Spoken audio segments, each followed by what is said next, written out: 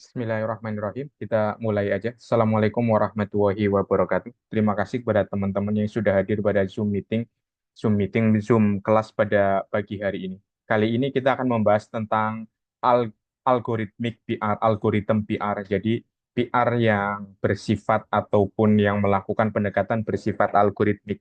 Tapi kita lebih fokus kepada etikanya, bagaimana algoritmic bias in digital PR campaign. Jadi bagaimana seorang PR itu menghadapi dunia algoritma di dalam pekerjaannya dan bagaimana bersikap dan bagaimana harus bekerja secara profesional. Kita ketahui bahwa algoritmik PR itu merupakan sebuah tren yang merupakan kelanjutan ataupun transformasi dari efek dari perkembangan komunikasi digital, di mana di dalam ini kan di dalam PR ini akan di dalam algoritmik PR itu akan menghasilkan itu kan suatu suatu karya itu kan atau suatu project ataupun suatu rekomendasi kebijakan yang bersifat menggali persepsi publik, di mana di dalam persepsi publik itu lebih mengarah kepada bagaimana upaya untuk membangun apa ya yang disebut dengan public opinion, opini publik tentang suatu brand, tentang suatu produk, tentang suatu organisasi, atau bisa tentang suatu pemimpin atau berkaitan dengan personal branding, ataupun bisa berkaitan dengan suatu lembaga. Dan biasanya itu ketika seperti media sosial, itu kan ketika media tradisional akan memunculkan bias. Demikian juga terjadi pada algoritma juga akan memunculkan bias, dan bias ini juga biasanya berkaitan dengan etika public relation.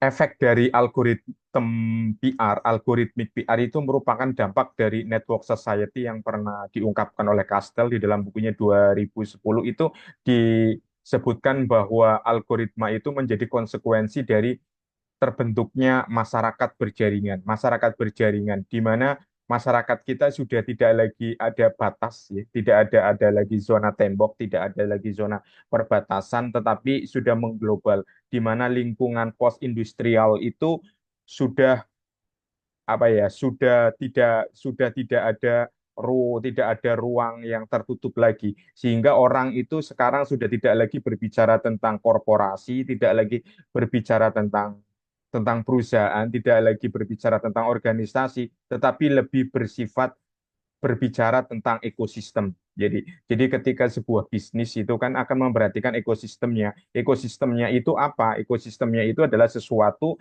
yang beyond of the corporate. Jadi sesuatu yang memang saling melengkapi, saling mendukung. Misalnya ketika kita berbicara tentang industri bank, maka tidak bisa kita melihat industri tersebut dari segi bank tersebut saja, tetapi lebih mengarah kepada beyond of the banking. Apa itu beyond of the banking? Di situ ada finance, terus di situ juga ada lembaga, apa istilahnya itu ya, selain lembaga finance di situ kemudian ada juga lembaga ini apa namanya istilah perusahaan-perusahaan yang berkaitan lain, misalnya di situ ada sektor industri apa lebih spesifik, misalnya industri otomotif. Oh, di situ ada juga misalnya ada industri yang lebih dominan, misalnya ada industri retail.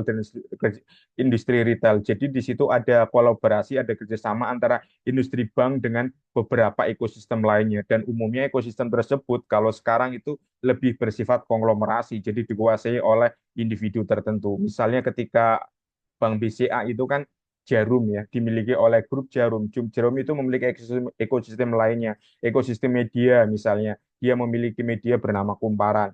Kemudian ekosistem lainnya dia punya mall misalnya Grand Indonesia. Dia punya mall lagi seperti apa. Kemudian dia punya pabrik elektronik misalnya, ada merek brand Polytron. Kemudian dari brand Jarum itu juga memunculkan produk mobil listrik dan lain sebagainya, mobil listrik yang terbaru ataupun motor listrik, dan penyaluran-penyaluran kreditnya itu pun lebih mengarah kepada misalnya produk-produk yang berkaitan ekosistem tersebut. Itu dalam artian ekosistem yang bersifat konglomerasi, tetapi ekosistem itu juga bisa membangun suatu jaringan, misalnya startup ya kan. Startup itu merupakan yang berbasis kepada jaringan, ya, berbasis post industrial environment. Misalnya startup itu dia berbasis di Jakarta, tetapi startup itu misalnya menjual beras langsung dari petani. Petani dia bekerja sama dengan misalnya penggilingan padi atau rice mill ya kalau bahasa daerahnya. Kemudian di situ ada juga bekerjasama dengan Tengkulak dan lain sebagainya. Jadi ekosistem itu biasanya kalau dalam bahasa pemerintahannya Jokowi dan Prabowo itu adalah hilirisasi. Jadi dari hulu hingga hilir itu dikuasai dalam satu ekosistem.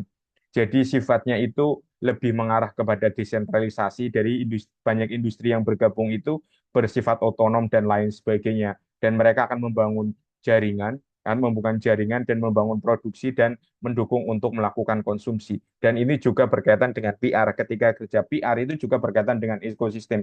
Misalnya di situ PR, kemudian dia harus bekerjasama dengan influencer, kemudian PR juga harus bekerjasama misalnya dengan jurnalis ataupun media massa sebagai media tradisional. PR juga bekerjasama dengan IO atau event organizer untuk menggelar press conference atau mira launching produk dan lain sebagainya. PR juga harus bekerjasama dengan stakeholder baik di pemerintahan atau investor dan lain sebagainya. Jadi lebih banyak. Jadi kerja-kerja PR itu lebih bersifat kerja yang ekosistem seperti konsep teori yang diungkapkan oleh Castell di Network Society dan itu disinggung juga bagaimana dengan algoritma.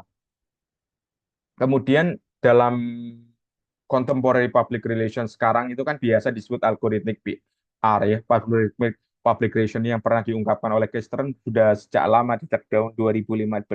Di situ ada faktor computational process di mana sekarang tren penggunaan AI, penggunaan media sosial, penggunaan teknologi itu sudah tidak bisa dilepaskan lagi dalam bagi seorang PR di mana peran tersebut itu memang tidak terlihat, yaitu invisible gitu kan.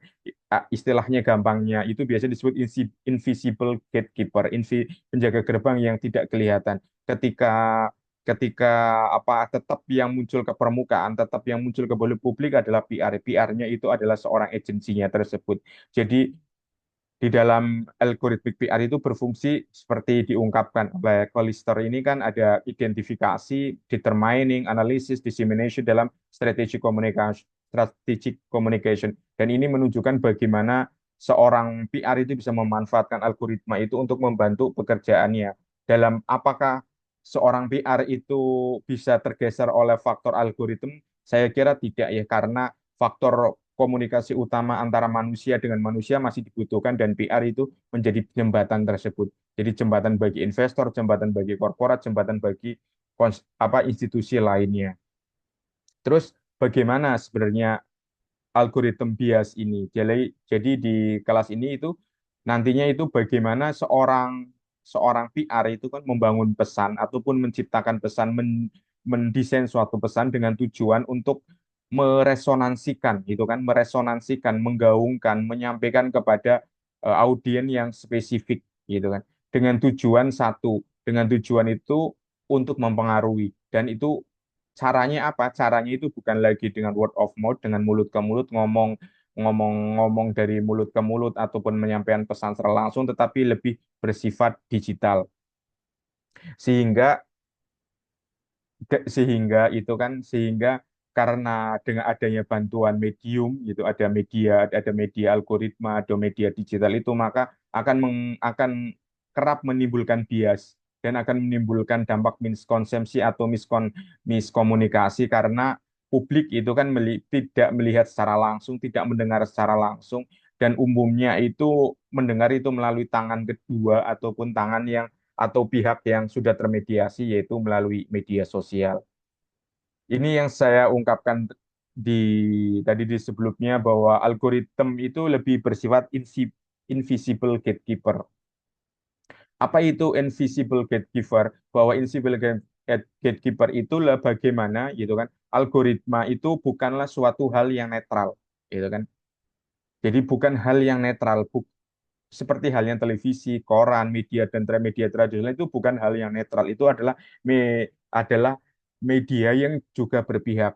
Berpihak kepada siapa? Kalau algoritma jelas berpihak kepada yang membayar, berpihak kepada yang mengiklan. Sama seperti ketika kita menonton berita di televisi yang dimiliki oleh para konglomerasi, itu juga kan akan menunjukkan bagaimana media tersebut berpihak kepada pemerintah atau berpihak kepada oposisi dan lain sebagainya. Jadi media itu tidak netral, sama seperti algoritma juga tidak netral. Dari ketidak netralan itu akan menimbulkan bias. Kemudian yang menjadi menjadi suatu permasalahan adalah bagaimana itu kan, bagaimana algoritma itu juga mempengaruhi kepada perilaku mempengaruhi pada perilaku masyarakat gitu kan. Perilaku membeli, perilaku konsumtif, perilaku apa ya misalnya perilaku mengajar, perilaku gaya mengajar, perilaku belajar dan lain sebagainya itu akan berubah dengan faktor algoritma tersebut. Karena kan tujuan utama dari teknologi itu adalah bagaimana melakukan suatu transformasi perubahan. Tetapi yang menjadi pertanyaan itu apakah perubahan itu cenderung menjadi positif atau negatif? Tentunya itu dikaitkan kepada orang yang menggunakannya dan orang yang menyampaikannya. Dan algoritma itu sendiri sebenarnya itu adalah serangkaian coding gitu kan. Di serangkaian coding, serangkaian memang aturan yang diciptakan oleh manusia.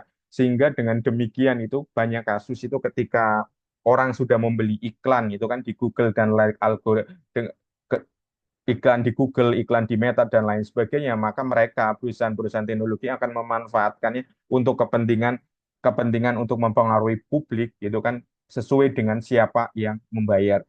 Dengan demikian itu PR itu bisa saja menjadi kepanjangan tangan dari orang yang memiliki uang itu untuk bisa mempengaruhi masyarakat, yaitu apa dalam hal terutama berkaitan dengan branding, terutama berkaitan dengan mempengaruhi penjualan produk tertentu.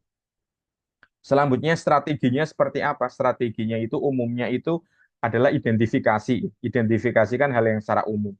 Kemudian mitigasi, mitigasi yang berkaitan dengan dalam hal campaign-campaign yang PR, campaign-campaign PR. Selain itu adalah faktor uji coba dan yang keempat itu adalah mendiversifikasi target.